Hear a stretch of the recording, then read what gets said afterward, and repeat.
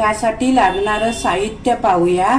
इथे मी 5 बटाटे उकडून घेतलेले आहेत आणि 1 वाटी आहे ना बारीक चिरून कोबी घेतलेला आहे, 1 वाटी किसलेला गाजर, 1 वाटी बारीक चिरून घेतलेली शिमला मिरची, 1 वाटी बारीक चिरलेला कांदा, अर्धी वाटी बारीक चिरून घेतलेली कोथिंबीर, 2 चमचे आलं लसूणची पेस्ट, 3 ते 4 हिरव्या मिरच्या बारीक करून घेतलेल्या आणि 1 चमचा चिली फ्लेक्स, 1 चमचा काळी मिरी पावडर, 1 चमचा आमचूर पावडर, चवीपुरतं मीठ। आता आपण बटाटे मॅश करून घेऊया।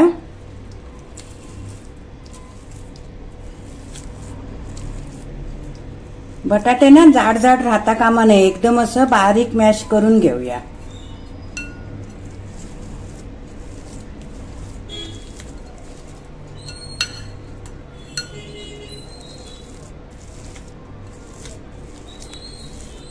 बटाटा चांगला मॅश झालेला आहे। आता आपण त्यात भाज्या टाकून घेऊया।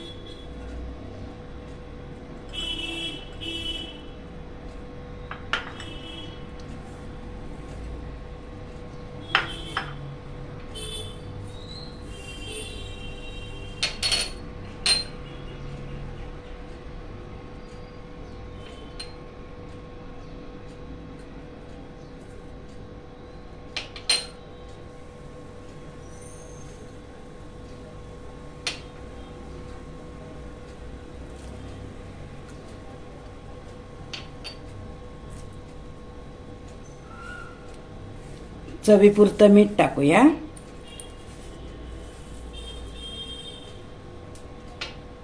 हे सर्व मिश्रण आहे ना व्यवस्थित असं एकजीव करून घेऊया।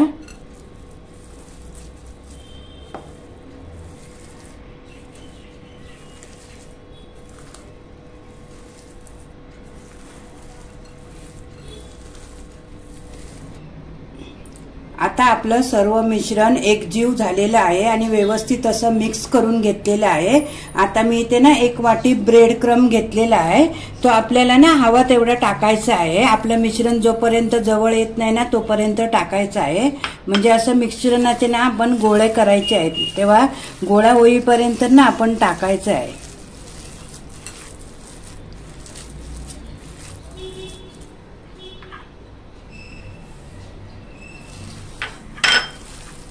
मिश्रण ना सुकं व्हायला पाहिजे।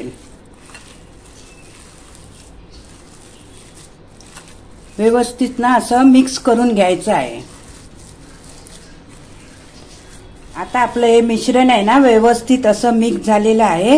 हे बघा असा गोळा होईल ना इतपत आपण ना ब्रेड क्रम टाकायचा आहे। हे बघा छान असं बाइंडिंग आलेलं आहे। आता या मिश्रणाचे आहे ना आपण असे छोटे छोटे गोल करून घेऊया।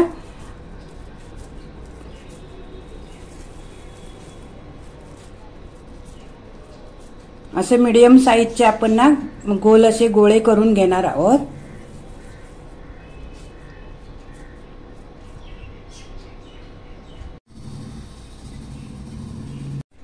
अशा प्रकारे आहेत ना मीडियम साईजचे आपण गोळे करून घेऊया। इथे मी 2 चमचे कॉर्नफ्लॉवर घेतलेला आहे, त्यात आपण ना थोडं पाणी टाकून घ्यायचं आहे। जास्त घट्ट किंवा जास्त असं पातळ ठेवायचं नाही आहे, मीडियम असं आहे ना आपण याची पेस्ट करून घ्यायची आहे।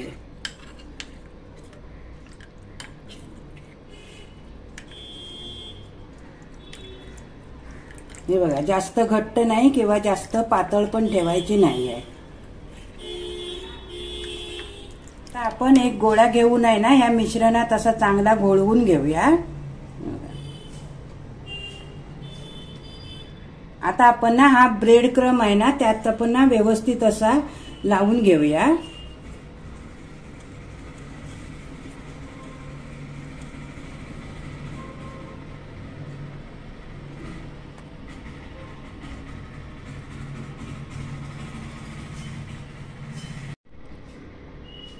आपण ना आता सर्व गोळे आहेत ना असे छान असे डुबवायचे या मिश्रणामध्ये आणि ब्रेड क्रम्ब लावून घ्यायचे आहेत। याप्रमाणे आपण ना सर्व गोळे तयार करून घेऊया।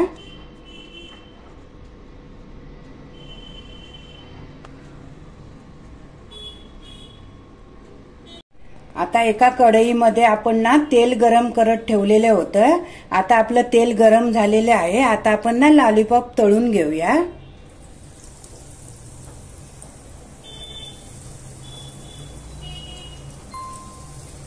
गॅस आपण ना मंद ठेवायची आहे, जास्त मोठी ठेवायची नाहीये।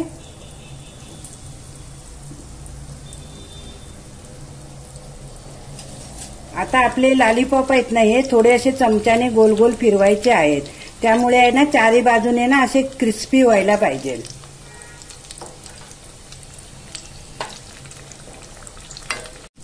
आता आपले दोन्ही बाजूने लॉलीपॉप छान असे तळून झालेले आहेत। आता आपण काढून घेऊया।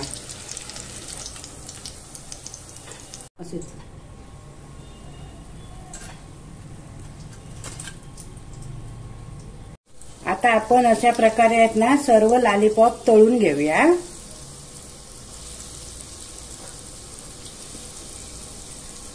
आता आपले लॉलीपॉप हे सुद्धा तळून झालेले आहेत। अशा प्रकारे आपले क्रिस्पी व्हेजिटेबल लॉलीपॉप तयार आहेत। तुम्हाला जर ही रेसिपी आवडली असेल तर व्हिडिओला लाईक करा, शेअर करा आणि माझ्या चॅनलला सबस्क्राईब करा।